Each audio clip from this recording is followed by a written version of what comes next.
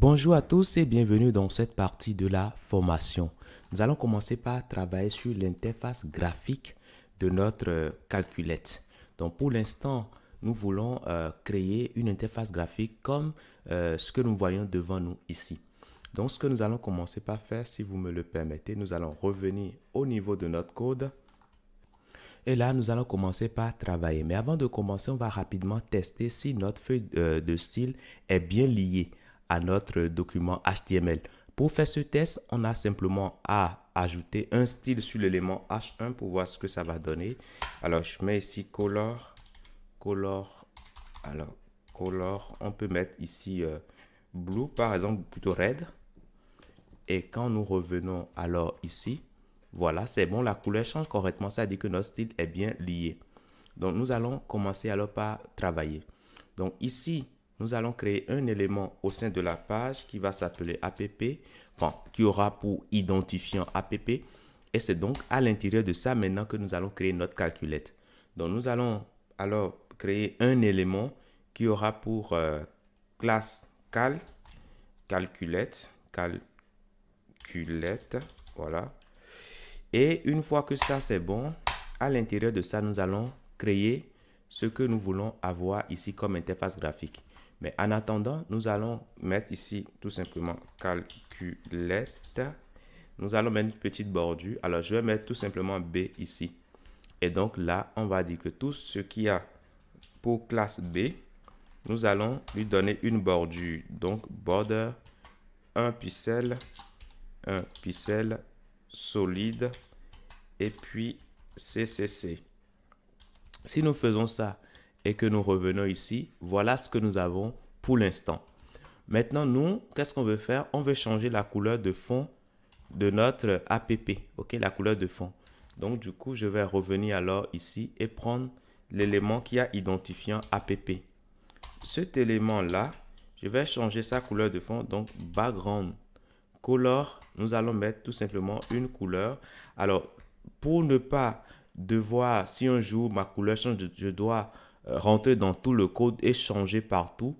Pour ne pas avoir ce problème-là, je vais stocker mes couleurs dans des variables. Ok, donc au lieu de mettre ici orange comme ça, et là ça va fonctionner correctement, mais je ne vais pas le faire ainsi. Je vais plutôt préférer mettre mes codes couleurs dans des variables. Comme ça, le jour que j'aurai besoin de changer, je change une fois et ça va se passer correctement partout. Donc, je peux créer ici un fichier qui va s'appeler, color.css. Dans ce fichier, nous allons mettre deux points root et maintenant nous allons définir nos couleurs. Alors, je mets main color et puis je vais définir la couleur orange. Tout simplement. Après, je vais venir encore ajouter d'autres couleurs, hein. Alors, je peux mettre ici weight par exemple. Et là, j'aurai weight. Voilà, tout simplement. Donc, je reviens alors ici. Pour avoir ce fichier-là, il faut l'importer. Donc, je mets @import. Et puis, je vais indiquer qu'il faut aller à partir de la racine, il faut aller dans Asset. Puis, il faut aller dans CSS. Puis, il faut prendre le fichier color.css. Donc, ce faisant, je n'aurai plus à mettre orange ici comme ça en dur, mais j'aurai simplement à mettre var-main color, tout simplement. Et une fois que je reviens ici, vous voyez que tout fonctionne correctement. Une fois que ça c'est fait, cette couleur aussi, hein, je vais changer ça. Je mets alors var-main color gray. Tout simplement, et je pourrais faire les modifications ici. Donc, gray. Et là, j'aurai simplement à mettre là, tout simplement, CCC. Donc là, pour l'instant, c'est bon, tout se passe correctement. Maintenant, je reviens ici. Au niveau du body, vous allez voir que nous avons une petite bordure. OK? Voilà. Donc, ce qui fait que la calculette ne prend pas 100% de la largeur disponible.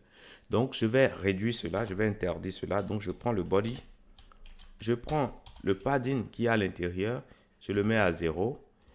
Et là, normalement, si je reviens ici, bon, alors le padding et le margin également, Puis il y a également une marge à l'intérieur.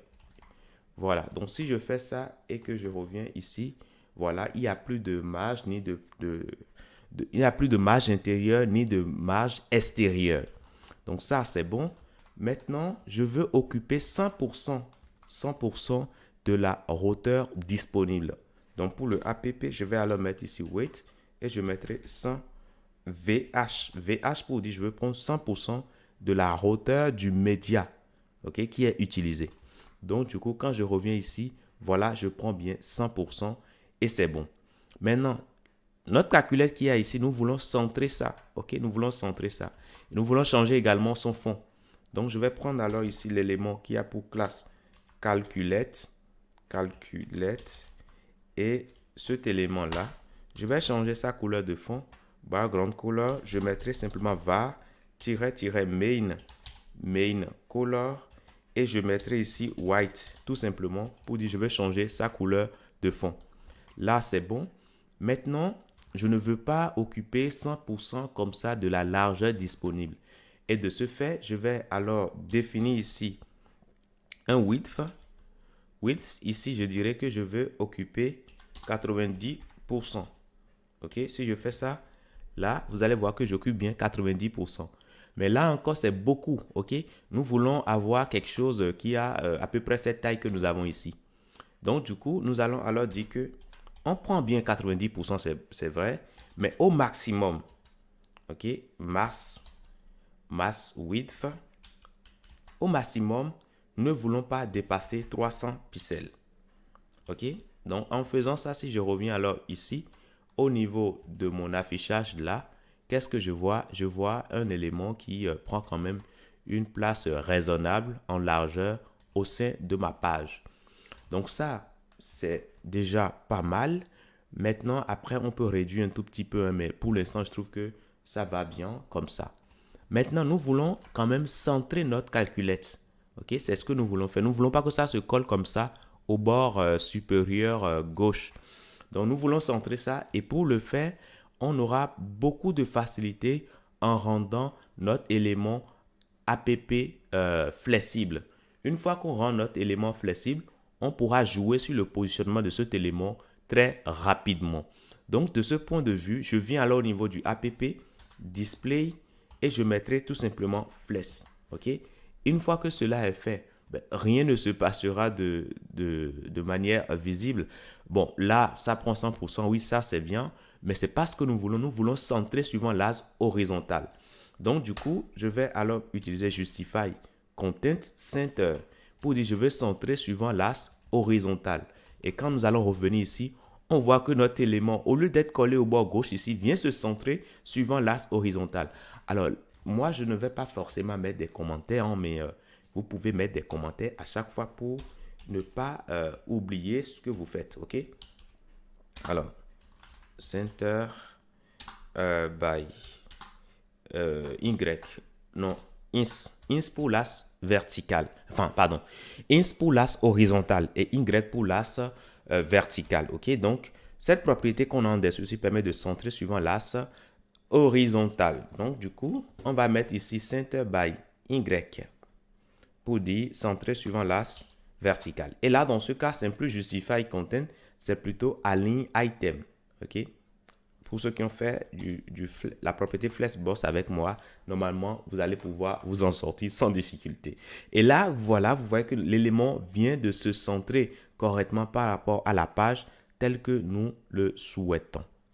Maintenant, dans la prochaine partie, nous irons beaucoup plus loin et nous allons rentrer réellement dans le fond et commencer par créer nos éléments, nos boutons à l'intérieur de notre calculette. Je vous dis merci et à tout de suite.